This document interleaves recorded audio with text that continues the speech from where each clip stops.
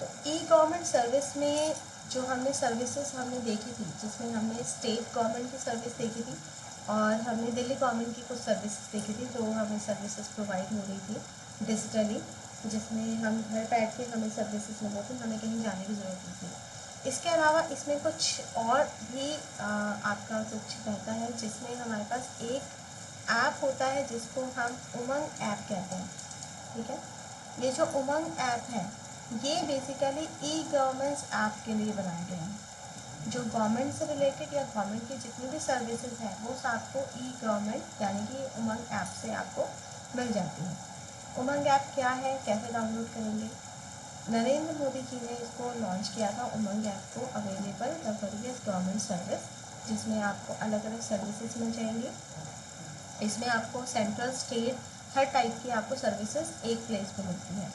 Umang or unified mobile application and new age governments was announced in 2016 में launch किया था and schedule to be launch in December last year and however the mobile application promised by the ministry of electronic and information technology was getting delayed due to numerous beta test conducted this year. तो बहुत सारे इसके अंदर जो है बहुत changes किए, बहुत सारे टेस्ट किए थे इस उमंग ऐप पे। The Umang app is a platform design for the Indian with the aim offer them access to the pan India e government service. इसमें आपका पैन कार्ड या आपका कोई एक आइडेंटिटी इसके अंदर जाता है, जैसे कि आपका आधार कार्ड इंफॉर्मेशन हो गई, तो उसके थ्रू से आप central state local bodies agency of government on app, यानी कि इस ऐप के अंदर आपको ये सारी इंफॉर्मेशन मिल जाएगी।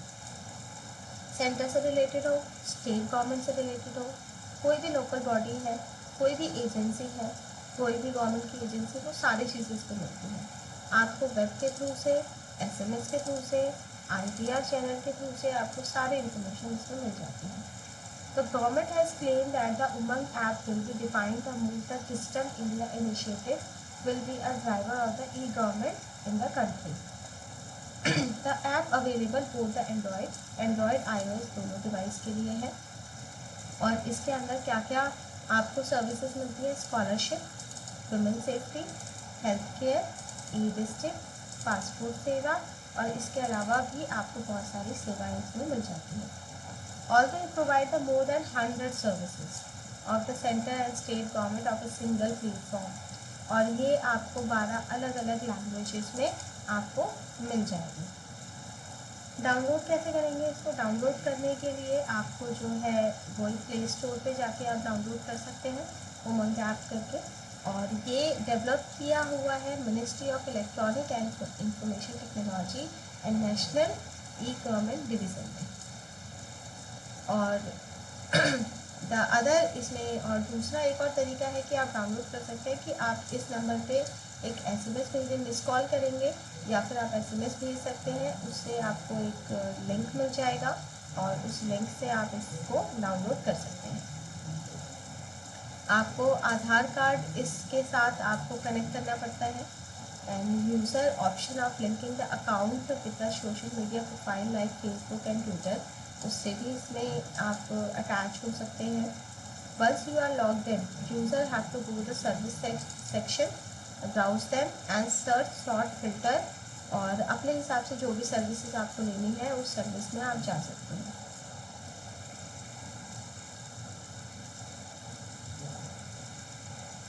इसमें जो उमंग ऐप है वो आधार के साथ आपका जोड़ा गया है, आधार के साथ इंटीग्रेटेड है।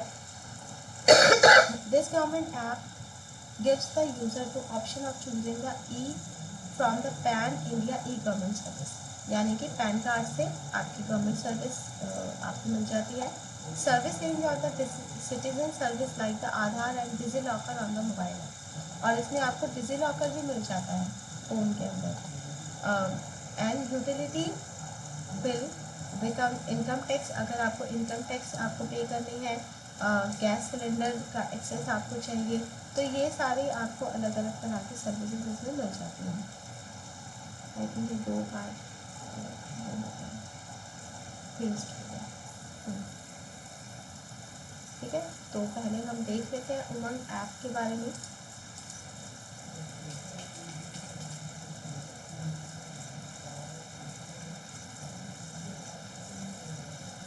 तो बेसिकली इसकी वेबसाइट भी है ये रहा, और यहाँ से आप क्या कर सकते हैं, इसका वैसे फ़ोन में आप प्ले स्टोर से डाउनलोड भी कर सकते हैं, हर जगह ये अवेलेबल है। तो इसमें 2039 सर्विसेज हैं, सेंटर से अलग, स्टेट से अलग, यूटिलिटी से अलग। 189 डिपार्टमेंट्स हैं, सेंटर के 88 डिपार्टमेंट है, स्टेट के 101 डिपार्टमेंट है। ठीक है, उमंग ऐप के अंदर इसमें जो एक आपके सारे डॉक्यूमेंट जो हैं एक ही जगह पे आप रख सकते हो, और ये सारी सर्विसेज आप ले सकते हो। Women and child, pension, youth के लिए, स्टूडेंट्स के लिए, फार्मर के लिए, ये सारा आपको इसमें अवेलेबल होता है। आप इसको डाउनलोड करें, और डाउनलोड करने के बाद जैसे आपको ट्रांजैक्शन करनी है, आपको गैस का बिल पे करना है, फ़ोन का करना है, बिजली का करना है, पानी का करना है, और आपको अपने D2H का या वाईफाई का करना है, फ़ोन का बिल पे करना है, तो वो भी आप यहाँ पे पे कर सकते हैं। तो ये सारी सर्विसेज आपकी अवेलेबल है। आप अभी मैंने ये वेबसाइट आपको दिखाई है इसमें, और बाकी आप इसमें फ़ोन में आप इसको डाउनलोड कर सकते हो।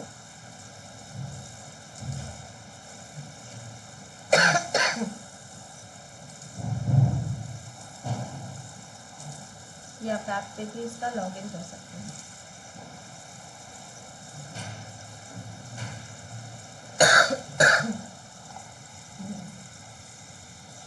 तो यहाँ से आप लॉगिन करके देन इसको यूज़ कर सकते हैं।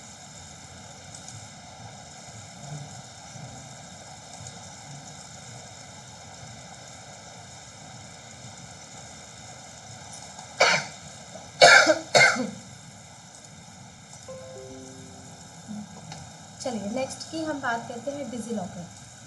डिजिलॉकर किसी को पता है क्या होता है?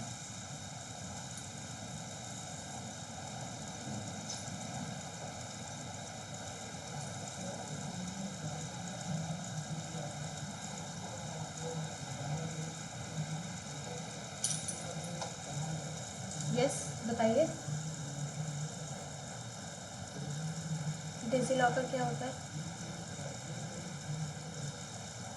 हम इसमें पर्सनल डॉक्यूमेंट अपना रख सकते हैं। हाँ बिल्कुल, इसमें डॉक्यूमेंट्स रखा जाता है, और सेंट्रलाइज आपका डॉक्यूमेंट हो जाता है। डॉक्यूमेंट आप यहाँ पे सिक्योर करके रख सकते हैं।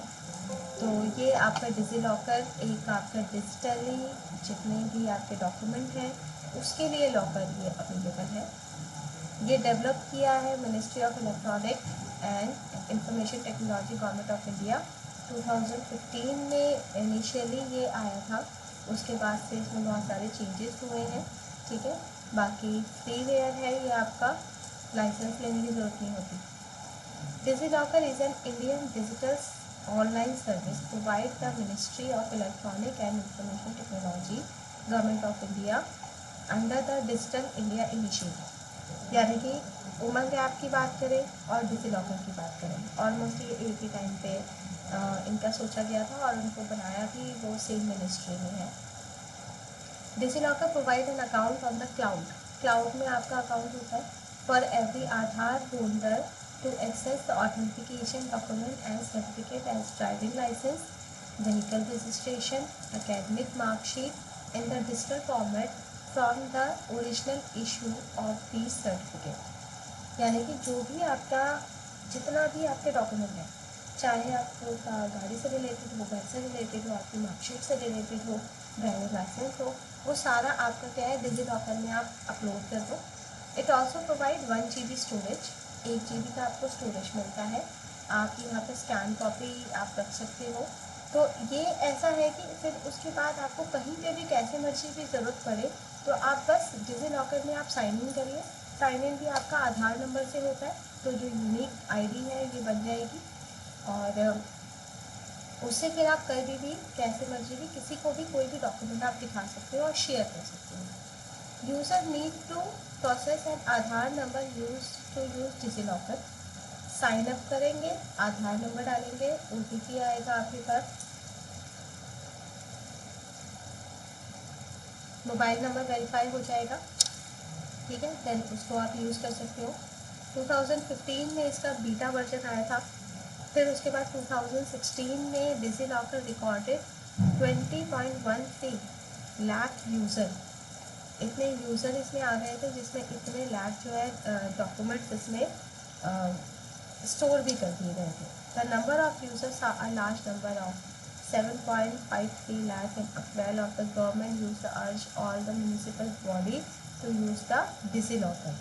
अब इसमें क्या है, जो म्यूनिसिपल बॉडीज़ है वो भी डिजीलॉकर का यूज़ कर रही है ताकि जो उनका एडमिनिस्ट्रेटिव वर्क है वो पेपरलेस हो जाए. तो गवर्नमेंट भी इसको यूज़ कर रही है विदाउट एनी एजुकेशन, ताकि उनका डेटा जो है सेंट्रलाइज डेटाबेस में रहे.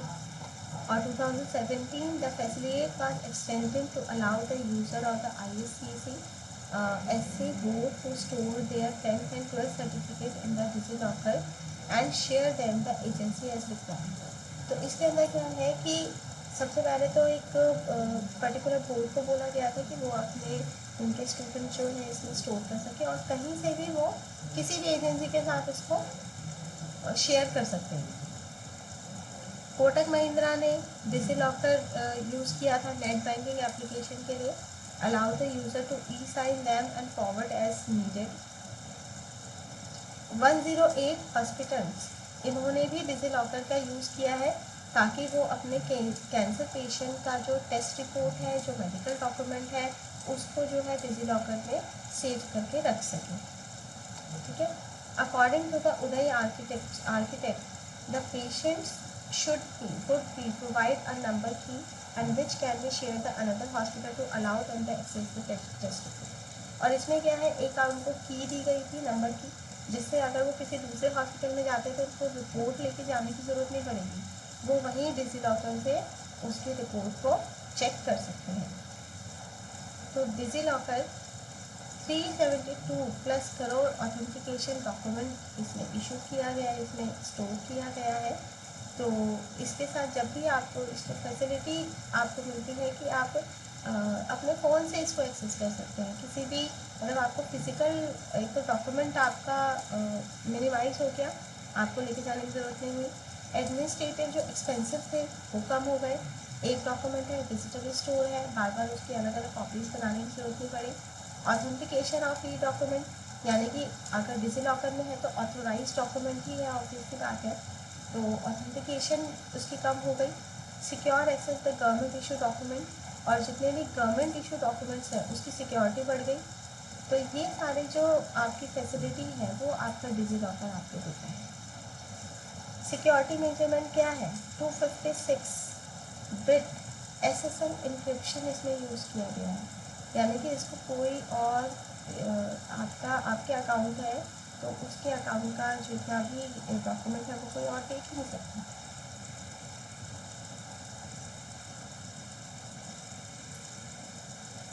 मोबाइल ऑथेंटिकेशन बेस साइनअप, यानी कि वही OTP के बेसिस पे आपका जो है आप साइनअप करते हैं. तो इसमें भी ऐसा नहीं है कि कोई और आपका फ़ोन यूज़ कर लेगा या फिर डेटा कोई और ले सकता है. ISO 27001 सर्टिफाइड डेटा सेंटर है. डेटा रिडंडेंसी इसके अंदर नहीं होती है, बेसिकली डेटा रिडंडेंसी नहीं है. टाइम आउट है. टाइम आउट यानी कि एक पर्टिकुलर टाइम तक भी आप इसको यूज़ कर सकते हो, उसके बाद फिर ये टाइम लॉग आउट हो जाएगा. तो ये भी बेटर है कि अगर कोई और आपका डॉक्यूमेंट यूज़ करना चाहे तो वो भी एक पर्टिकुलर टाइम लिमिट होती है, तो उसके बेसिस पे ये और सिक्योर हो जाता है, कोई और देख नहीं पाएगा. और सिक्योरिटी ऑडिट होते हैं इसके अंदर. तो ये भी आई थिंक आप सबको यूज़ करना चाहिए डिजीलॉकर को, जिसमें आप अपने डॉक्यूमेंट्स को सेव करके रख सकते हो एक सेंट्रलाइज जगह पे, और जहाँ पे भी आप अपने आगे आप कंपनी जॉब्स वगैरह के लिए सर्च करते हो तो वहाँ आप इसको सेंड कर सकते हैं अपने डॉक्यूमेंट्स को. नेक्स्ट उसके बाद हम बात करते हैं नेटिक्स. ये नेटिक एक अलग टाइप का टॉपिक है. क्या होता है नेटिक्स? Anyone have idea?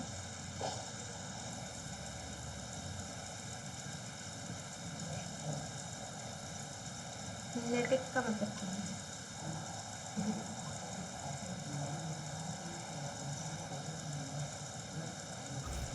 Ma'am good behaviour के बारे में लिखा है. हाँ, आपको इंटरनेट पे अच्छा बिहेवियर रखना, हाँ सोशल मीडिया पे, ईमेल हाँ पे सब। हाँ हाँ बिल्कुल बिल्कुल बिल्कुल। ये बेसिकली है, नेटिक्स का मतलब होता है वही जो हम एथिक्स की बात करते हैं। अगर हम नॉर्मल लाइफ में अगर हम बात करें तो एथिक्स है यस। जो हमें कैसे दूसरों के साथ बिहेव करना चाहिए, हमें किसके साथ बात करनी चाहिए, जो हम बचपन से अपनी मॉरल ड्यूटीज़ या मॉरल रिस्पॉन्सिबिलिटीज़ के नाम से हम पढ़ते आ रहे हैं। सेम वही चीज़ यहाँ पर भी है। अगर हम इंटरनेट की बात करें तो इंटरनेट पे हमें कैसे बिहेव करना है और हमें क्या लिखना है, क्योंकि ये भी एक वर्चुअल आपका वर्ल्ड ही है जिसमें आप डेली कनेक्ट होते हो, डेली लाखों लोगों से मिलते हो, उनसे बात करते हो। तो उसको हमें ऐसे कौन कौन से बिहेवियर हैं जो हमें वहाँ शो करने चाहिए, अपने अपने अच्छे बिहेवियर शो करने चाहिए, उसको हम नेटिक्स करते हैं। नेटिक्स को हम इंटरनेट एथिक्स कहते हैं। तो इंटरनेट एथिक्स को ही नेटिक बोला जाता है, यानी कि शॉर्ट फॉर्म ये नेटिक्स है।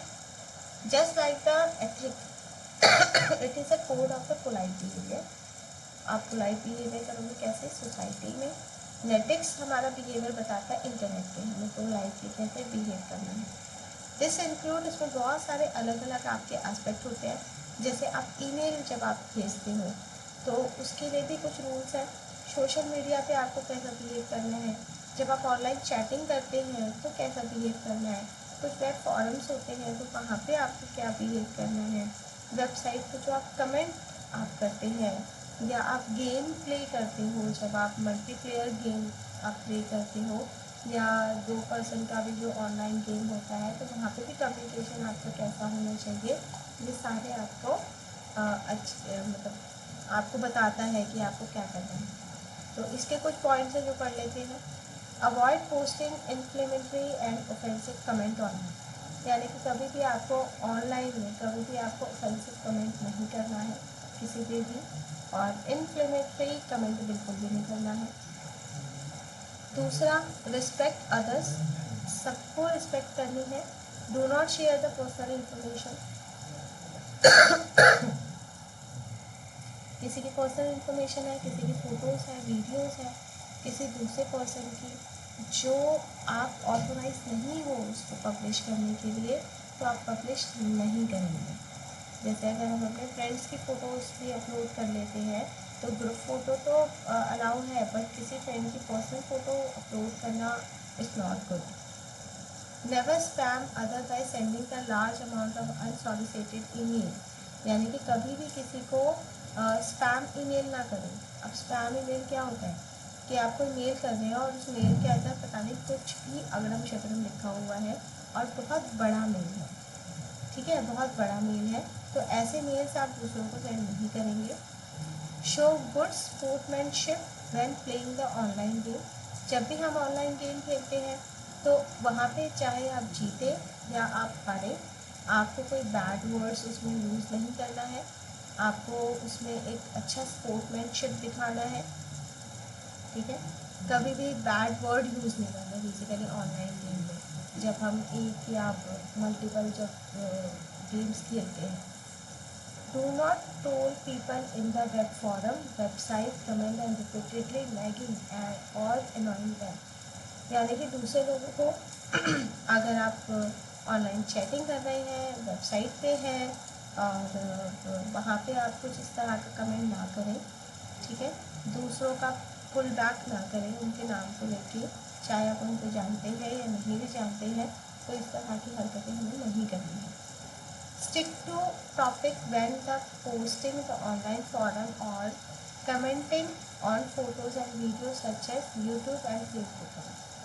अब जैसे जब आप YouTube देख रहे हैं या आप Facebook देख रहे हैं तो उस पर कुछ कमेंट्स हैं, आप लगातार उस पर करे ही जा रहे हो, किसी एक टॉपिक को लेके आप कमेंट करे ही जा रहे हैं, तो वो चीज़ हमें नहीं करनी है कि दूसरों की वीडियो फोटो पे हमें कमेंट नहीं करना है जो अपोज हो, मतलब कुछ इस तरह का ऑफेंसिव हमें नहीं उसको कमेंट करना है। Don't share and use the offensive language, अब ऐसी बात है, लैंग्वेज आपको बड़ी सोच समझ के इसमें यूज़ करनी है। Avoid replaying the negative comments and more negative comments will break the cycle with a positive post.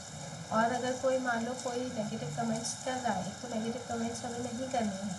अगर कोई कर भी रहा है तो आपको बेसिकली बीच में एक पॉजिटिव पोस्ट ज़रूर डालना चाहिए उसको नेगेटिविटी हटाने के लिए और ख़त्म करने के लिए। और ट्राई टू, अगर मान लीजिए 2 पर्सन की भी कोई बात हो रही है कमेंट पे या आपके किसी भी साइट पे, तो आप ट्राई करें कि उन दोनों को शांत करें ताकि और आगे इस तरह का कोई इशू और ज़्यादा जनरेट ना हो। If someone ask a question you know the answer, offer to help.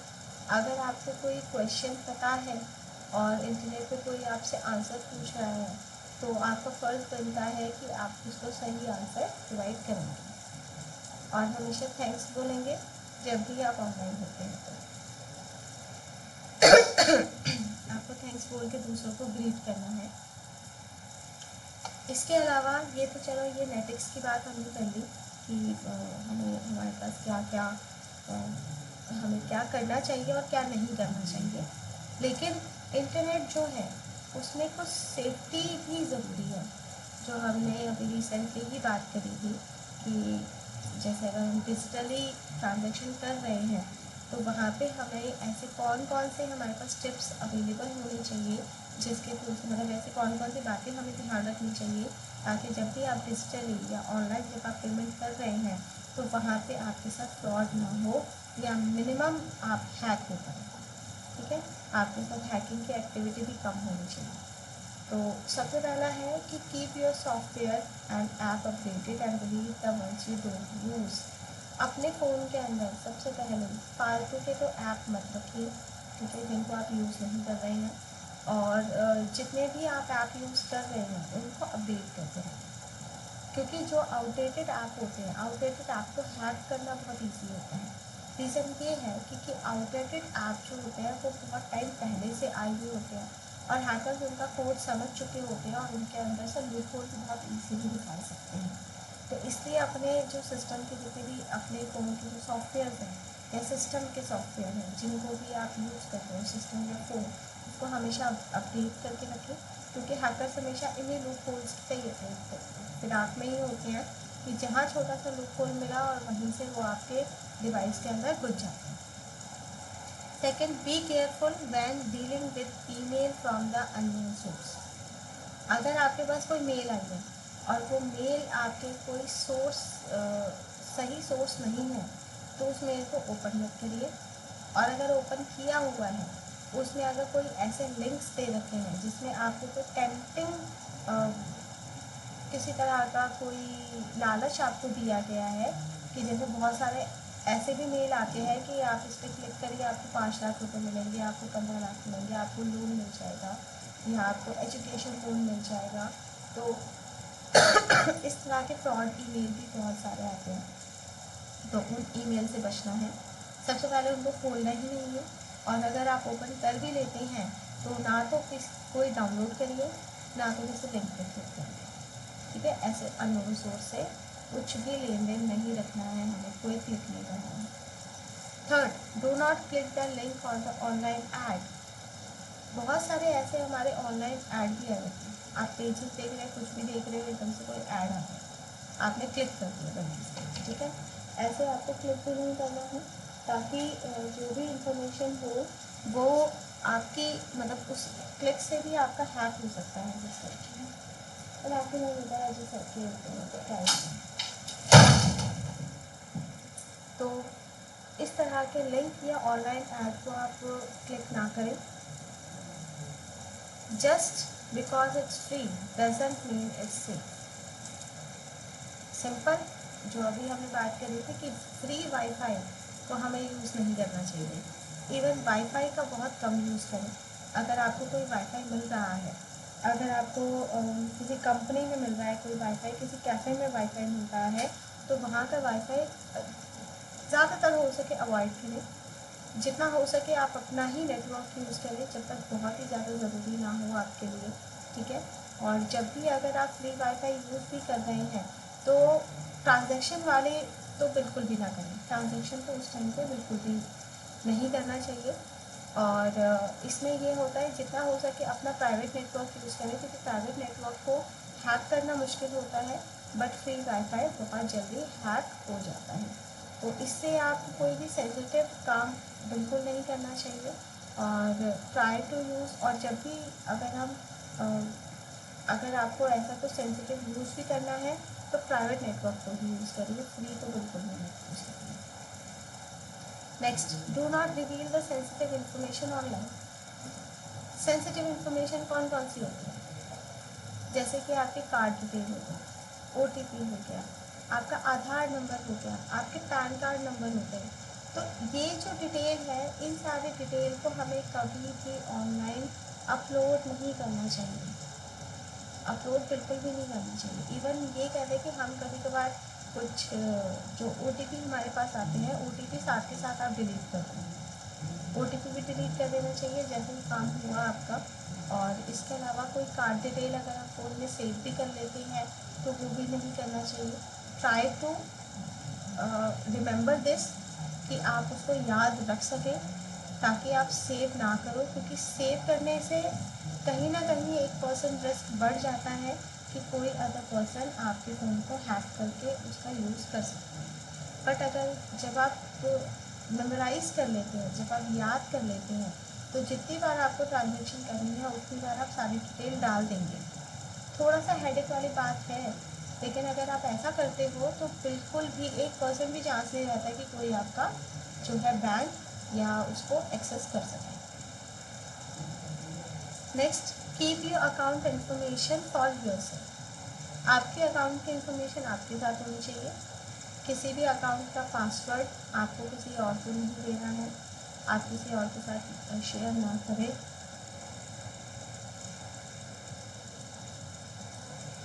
Next है, रिपोर्ट इलीगल एक्टिविटीज़ और ऑफेंडिंग कंटेंट। अगर आपको इंटरनेट पे कुछ ऐसा दिख रहा है कि जहाँ पे इलीगल एक्टिविटी हो रही है, किसी पोस्ट को लेके अगर कुछ ऐसी एक्टिविटी आपको दिखती है तो आप उसकी रिपोर्ट कर सकते हैं। तो रिपोर्ट ज़रूर करिए। फेसबुक पे तो सिंपल एक लिंक, एक क्लिक आ जाता है जिस क्लिक से आप रिपोर्ट कर सकते हो। तो अगर आपको कोई इलीगल एक्टिविटी दिख रही है, कोई ऑफेंडिंग कंटेंट आपको दिख रहा है, तो आप उसकी रिपोर्ट ज़रूर करें। ठीक है, उसकी रिपोर्ट ज़रूर करनी चाहिए। Next, but you post online stay online for ever. यानी कि इसका मतलब यही है कि जब आप इंटरनेट पर कुछ लिख देते हैं तो वो हमेशा हमेशा के लिए वही लिखा हुआ रह जाता है। तो हमेशा जब भी इंटरनेट पे कोई पोस्ट करना है, कोई कमेंट करना है, कोई चैट करना है, तो ट्राई टू, पहले आप 2 बार सोचिए, उसके बाद फिर आगे आप प्रोसेस करिए उसको, कि आप कुछ ऐसा तो नहीं कहने वाले हैं कि या जो ऑफेंसिव हो, या फिर जिससे किसी की पर्सनल इन्फॉर्मेशन जाती हो, या किसी तरह का कोई इशू हो। तो ये सारी चीज़ें नहीं होनी चाहिए। Use antivirus protection before you go online. यानी कि ऑनलाइन जाने से पहले ऑब्वियसली बात है एंटीवायरस तो होना ही चाहिए। एंटीवायरस होगा तो काफ़ी हद तक आपके सिस्टम जो है बचा रहता है, ठीक है, हैकर से। Next, create backup copy for your important stuff. और हमेशा अपना जो इम्पॉर्टेंट डेटा है उसका हमेशा बैकअप ज़रूर रखना चाहिए। बैकअप रखेंगे तो और अपने सिस्टम से जैसे चाहे आप डिलीट भी कर दो और बैकअप उसका रख लो, तो इस तरह से आपका जो इम्पॉर्टेंट स्टफ है वो आपका कहीं भी नहीं जाता।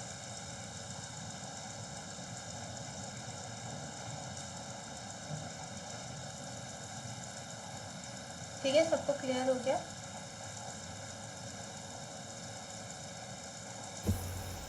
Yes ma'am. yes, ma'am. किसी को कुछ बोलना है, आप अपनी तरफ से कुछ इनपुट देना चाहते हैं कि हम और क्या क्या सेफ्टी इसके अंदर रख सकते हैं जिसके थ्रू से हमारा जो डेटा है या हमारा फ़ोन, हमारा लैपटॉप हैक ना हो पाए।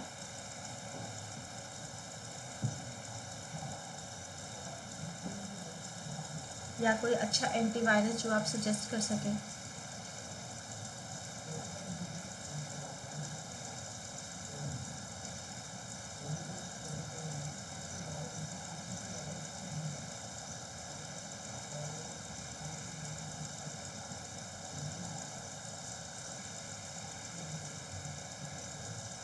मैं कैफे का मैम एंटीवायरस सही होता है मैम?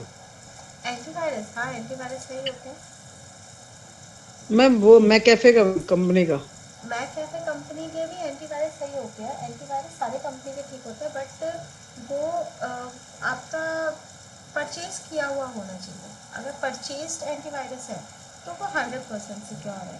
लेकिन अगर हम कोई इंटरनेट से कोई पायरेसी वाला अगर हम ले लेते हैं तो वो हमारा काफ़ी हद तक तो सिक्योर करता है, लेकिन 100% सिक्योर नहीं करता, क्योंकि उसके अंदर बहुत सारे फीचर्स ऑफ होते हैं।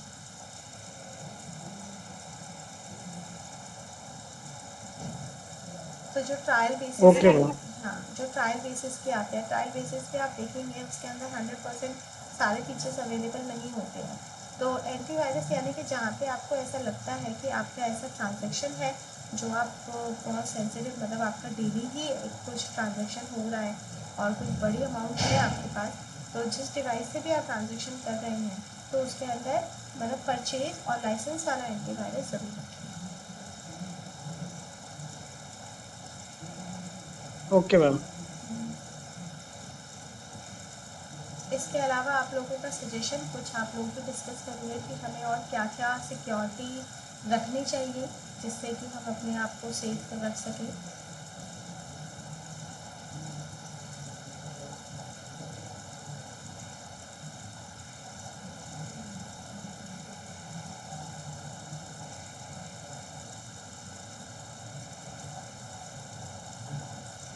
कुछ कुछ बताइए, आप लोग भी एक आध कुछ बताइए।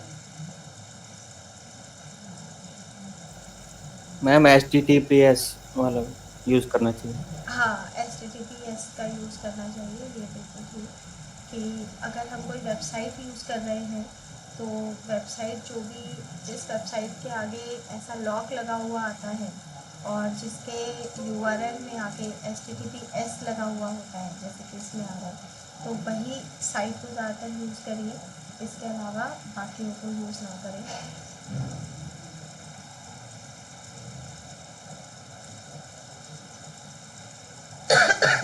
जो मैंने अभी इसमें बताया, इसमें से आपको सारी चीज़ें पता थी या फिर आपको कुछ नया जानने के लिए मिला?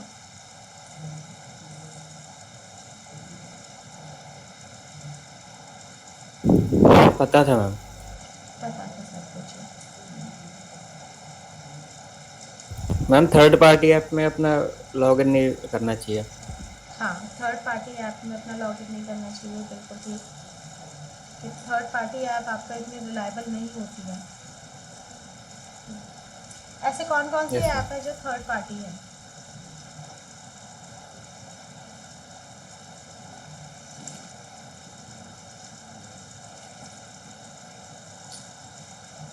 बताइए। मैम ऐसे, जैसे फेसबुक पे आता है ना कि कौन आपको फॉलो कर रहा है कौन नहीं कर रहा, वो चेक हाँ करने के लिए हाँ हाँ हाँ, उसमें लॉगिन मांगते हैं मैम वो, कि अपना बिल्कुल। प्रोफाइल का लॉगिन दो, हाँ फिर हम आपको चेक करके बताएंगे। बिल्कुल वो मैम चोरी कर लेते हैं।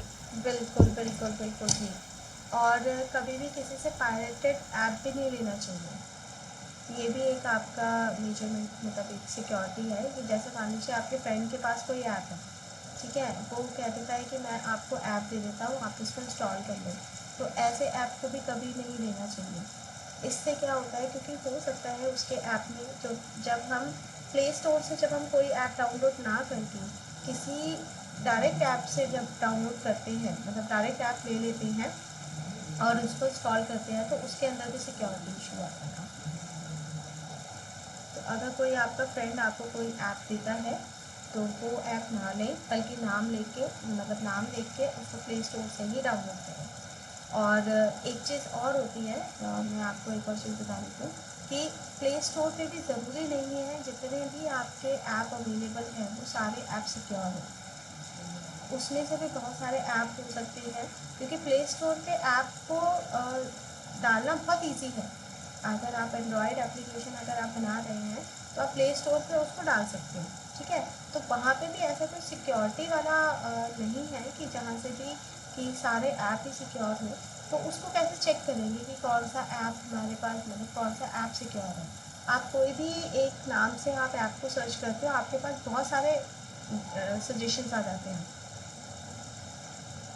5-6 सजेशन आपको मिल जाते हैं मिनिमम टू मिनिमम।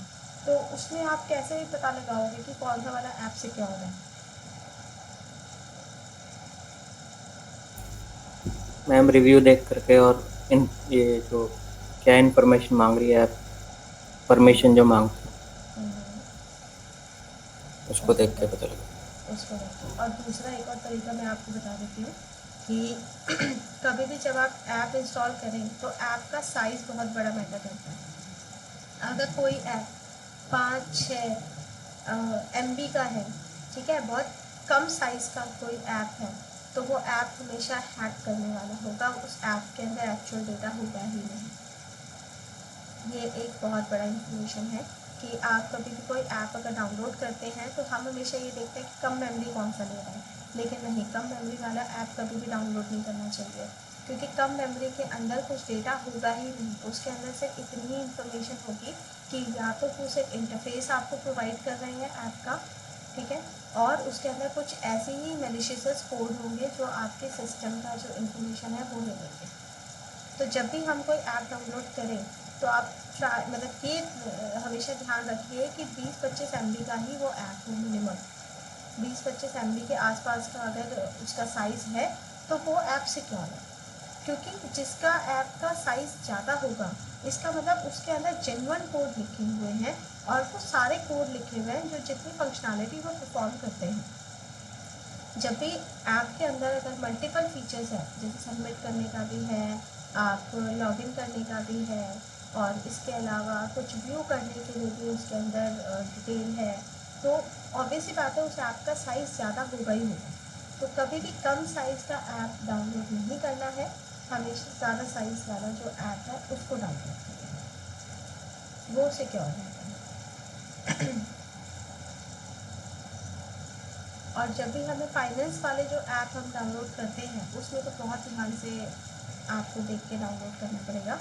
उसमें भी जो सबसे ज़्यादा MB के जो हमारे ऐप होते हैं उनको ही डाउनलोड करिए, उससे कम वाले नहीं करने हैं। चेक करें कि यहाँ पे कहीं कुछ आता है।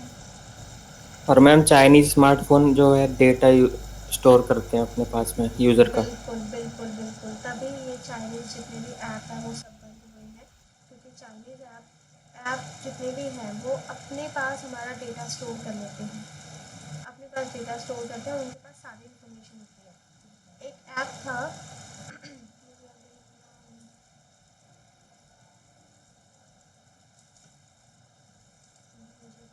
मुझे नाम नहीं याद आ रहा है उस ऐप के अंदर। हाँ, ये मैं बता देती हूँ, जो टिकटॉक ऐप है, जो टिकटॉक था, उसमें क्या होता है, उसके अंदर ये होता है कि एक पर्सन ने बेसिकली ये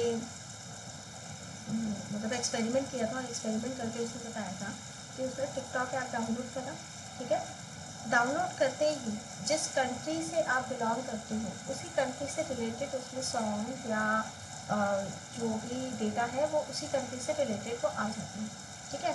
तो उस पर्सन ने पहले वो टिकटॉक डाउनलोड करा, डाउनलोड करने के बाद फिर उसने देखा तो इंडिया से रिलेटेड जितना भी डेटा था वो आ रहा था। लेकिन फिर उसके बाद उसने क्या करा, उसने ऐप इंस्टॉल करा और उसने VPN बदल दिया अपने फ़ोन का।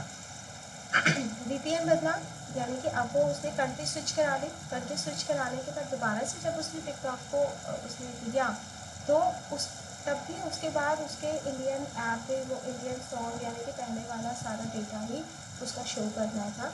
उसने मतलब कंट्री के अकॉर्डिंग चेंज ही नहीं करा, यानी कि वो आपके फ़ोन के इतने अंदर तक घुस गए थे कि जो चाइनीज़ ऐप होते हैं वो ज़्यादातर इतने अंदर तक घुस गए थे कि वो आपका डेटा जो है वो अपने डेटाबेस में सेव कर ले रहे थे। वो डेटाबेस में सेव करने के बाद फिर उसके वहाँ से वो डेटा उठा लेते आपका, और आपके फ़ोन का डेटा, आपका नाम और ये सारी पर्सनल इन्फॉर्मेशन ही वो चोरी कर लेते।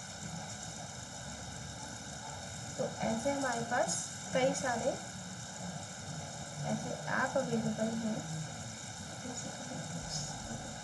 मैम बहुत से ऐप तो बैन भी करती है हाँ हाँ, गवर्नमेंट। बिल्कुल, गवर्नमेंट ने बहुत सारे ऐप बैन कर दिए हैं। चाइनीज़ ऐप कम से कम 59 या 49 के करीब जो ऐप थे वो सारे ऐप बैन करे।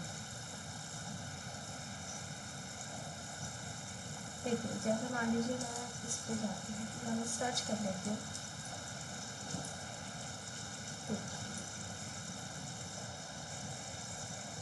ठीक है, अब आप देखो पेटीएम के कितने सारे ऐप हैं अलग अलग टाइप के। ये भी है आपका, ये भी है, फिर पेटीएम बिजनेस, पेटीएम मनी, ये बहुत सारे आपके पास इसमें ऐप अवेलेबल है पेटीएम से रिलेटेड। ये भी एक पेटीएम है। जैसे हम इसको क्लिक करते हैं तो इसका साइज़ कितना है,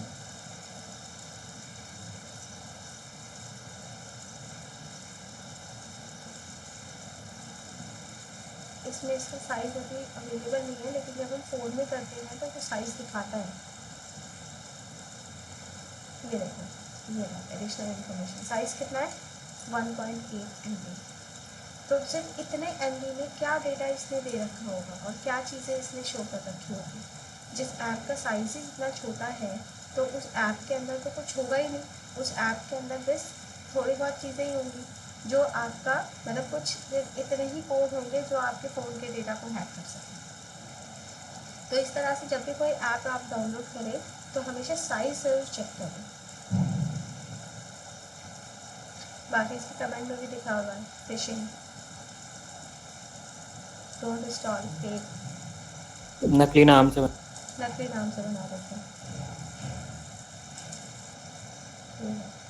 तो ऐसे बहुत सारे आपके पास ऐप अवेलेबल है। तो प्ले स्टोर मतलब बहुत ज़्यादा सिक्योर नहीं है, ये मैं नहीं कहूँगी 100% सिक्योर है, लेकिन हाँ बट यहाँ पे साइज़ देख के ज़रूर आप करिए। एक वो पेटीएम है, एक ये पेटीएम है, इसका साइज़ देखिए।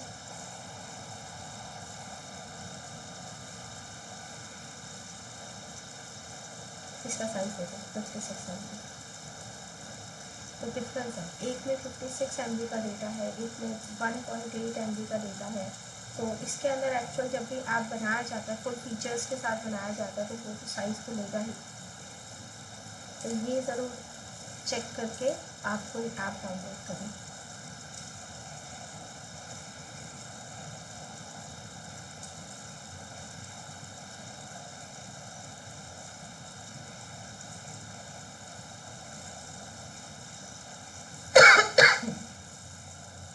और किसी को कोई इनपुट देना है अपना, कोई बात करनी है?